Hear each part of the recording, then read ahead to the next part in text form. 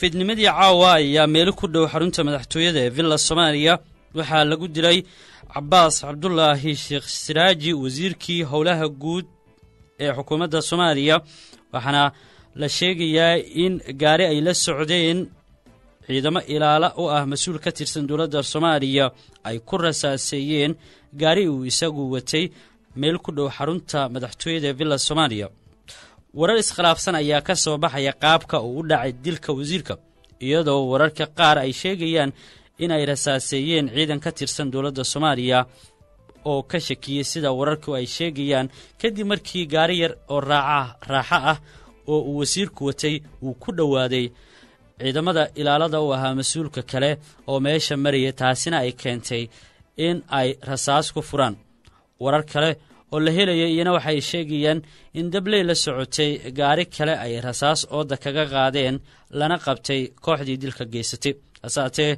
wararka ugu xoogan ee la helayo waxay sheegayaan in dadkii ama ciidankii dilka geystay ay gacanta ku dhigeen ciidamo ka tirsan dawladda Soomaaliya Cabbaas Siraaji ayaa bishii November waxa uu ku soo biiray xildhibaanada aqalka hoose ee baarlamaanka Soomaaliya kadib doorasho ka dhacday magaalada Kismaayo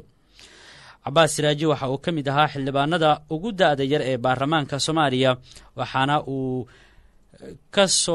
ku soo barbaaray xeryaha qaxootiga ee ku yaala degmada Dhadhaab ee gobolka Waqooyi Bari ee dalka Kenya waxa uu Cabbaas ku dhashay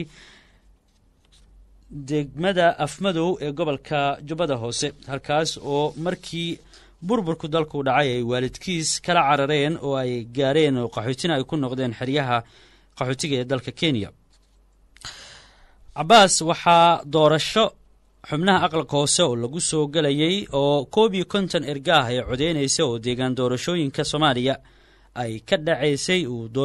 deegaan doorashadiisa ay ahayd gobolka Jubbada Hoose doorasho ka dhacday magaalada Kismaayo waxaa kursi ka mid ah kuraasta xildhibaanada ay ku tartameen isaga iyo xildhibaan hore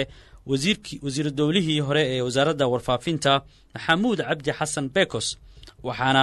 ergada ay u codeysay Cabbaas oo ahaa wiil daayar kuna cusbaa siyaasadda wasiir Cabbaas waxa ay madaxda dawladda Soomaaliya tacsi ka direen war qoraal ah oo ka soo baxay xafiiska wasaaradda warfaafinta ee dawladda Soomaaliya madaxda waxyaabaha ay ka yiraahdeen ra'iisul wasaaraha Soomaaliya oo gaaray cisbitaal meedkiisa la geeyay waan idin soo gudbin doonaa balse marka hore Cabbaas isaga ka warramo taariikhdiisa oo kooban xilligaas markii uu ku guuleystay kursiga xildhibaannimada golaha shacabka markaas uu u hadlay ama la hadlay idaacadda BBC-da aan ku bilaabo horta waxaan ku dhashay degmada Afmadow 85 kadib dagaaladii waxaan u qaxnay Kenya 92 Liboy tagnay kadibna xeryaha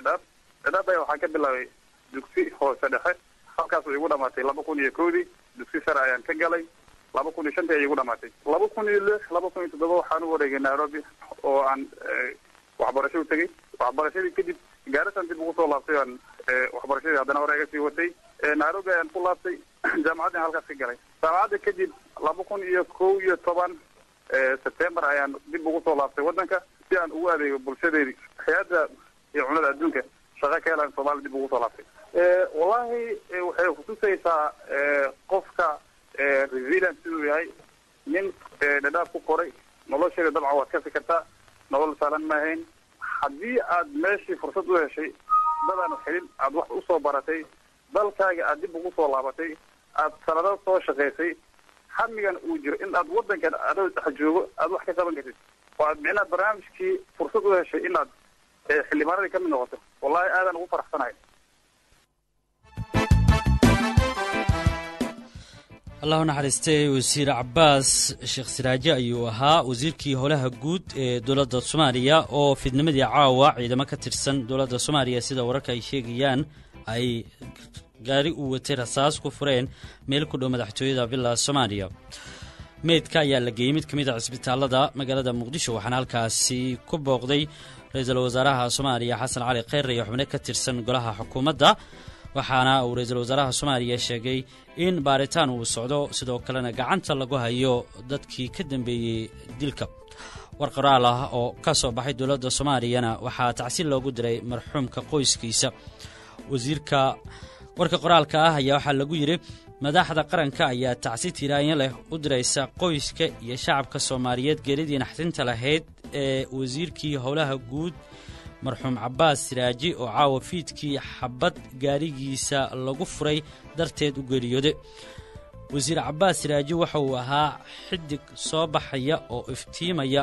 lahaana mustaqbal ifaya. marxuum Cabbaas waxa uu tusaale fiican u ahaa dhalinyarada Soomaaliyeed, madaxda qarankana aad bay ugu hanweyneyd hawshiisa. wasiirka wasaaradda warfaafinta mudane injineer Yariso ayaa yiri wasiir Cabbaas Siraaji waxa uu ahaa shakhsi dhalinyaro ah oo si aad ah uga dhex muuqday golaha wasiirada. wuxuu ahaa shakhsi leh mustaqbal wanaagsan, wuxuuna ka mid ahaa dhalinyaradii xerada qaxootiga Dadaab ku soo koray oo wax ku soo bartay kadibna dalkiisa hooyo dib ugu soo laabtay si uu wadanka wax ugu qabto. madaxda qaranka ayaa dhammaan shacabka ka codsatay in ay murugada naxdinta leh la qaybsadaan qoyskii marxuumka iyo dhammaan dhalinyarada Soomaaliyeed. uu ahaa tusaale fiican oo aad uga dhex muuqday golaha wasiirada. wasiir Cabbaas maanta ayuu Muqdisho ku daahfuray mashruuca tayeenta shaqaalaha oo uu maalgelin uga soo helay Bangiga Horumarinta Afrika. waxaa lagu soo koobay warka ama lagu soo gabagabeeyay inna lillahi wa inna ilayhi raaji'uun. geeridu waa xaq. wasiirka howlaha guud waqtigiisa ayaa dhammaaday. falka geeridana baaris baa lagu samayn doonaa oo shacabka lala wadaagi doonaa sida ay wax u dhaceen. waa warka ka soo baxay dowladda Soomaaliya ee la xiriira geerida Allah u naxariistay wasiir Cabbaas Cabdullaahi Siraaji, wasiirkii howlaha guud ee xukuumadda Soomaaliya oo caawa lagu toogtay meel ku dhow madaxtooyada Soomaaliya